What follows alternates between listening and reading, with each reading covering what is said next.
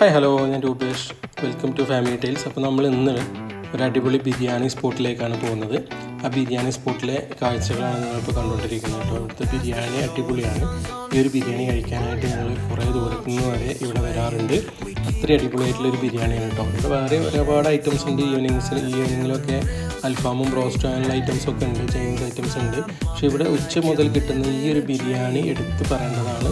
നല്ല 2 വലിയ കഷ്ണം ചിക്കനും അതേപോലെ തന്നെ വയറ് നിറയെ കഴിക്കാൻ മാത്രം അത്രയുമുള്ള ക്വാണ്ടിറ്റിയുള്ള റൈസും ഒക്കെയുള്ള ഒരു അടിപൊളി ബിരിയാണിയാണ്. ഇതിലേക്ക് കിട്ടുന്ന സാലഡ് ആയിക്കോട്ടെ, ഇതിൻ്റെ റൈസ് ആയിക്കോട്ടെ, ചിക്കൻ പീസ് ആയിക്കോട്ടെ, പൊരിച്ച പീസാണ് വരുന്നത്. അടിപൊളിയാണ്.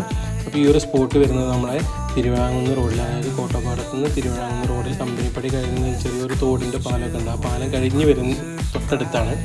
അപ്പോൾ ഈ ഒരു സ്പോട്ട് മറക്കണ്ട. Nizwa fast food and biryani centre. ഇവിടെ തന്തൂരിയും അങ്ങനെ ഒരുപാട് ഐറ്റംസ് ഉണ്ട് കേട്ടോ.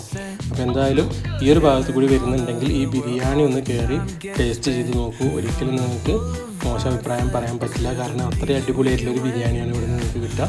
ഇവിടെ ഒരുപാട് വെറൈറ്റി രീതിയിലുള്ള ഇരിപ്പിടങ്ങളും കാര്യങ്ങളൊക്കെ ഉണ്ട്.